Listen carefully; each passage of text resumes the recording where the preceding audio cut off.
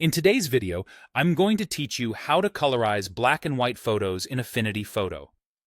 By the end, you'll be able to take a monochrome image and bring it to life with color, using a simple and flexible workflow that keeps your original photo intact.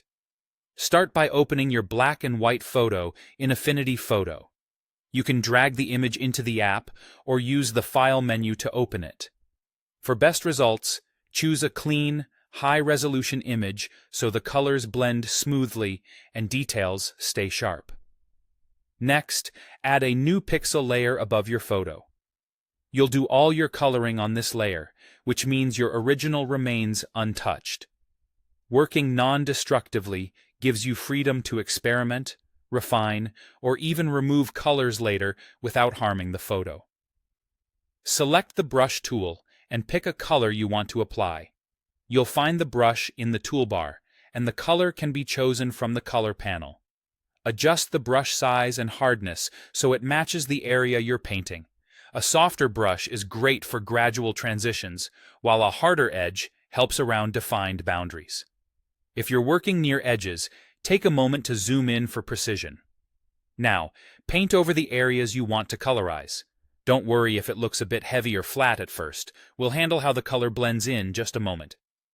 Aim to stay within the edges of the subject and build up the color gradually rather than laying it on too thick. With your paint strokes in place, change the layer's blend mode to color in the layers panel. The color blend mode applies your hue and saturation while preserving the original luminance, so the natural highlights and shadows of the black and white image shine through.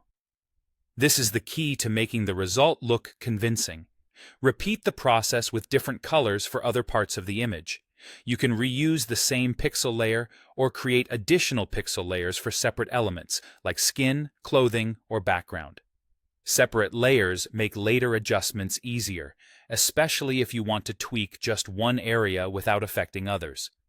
Finally, adjust opacity for a natural look. Lowering the layer's opacity softens the effect and helps the new color blend realistically with the photo's tones. Nudge it up or down until it feels right. When you're happy, save your work.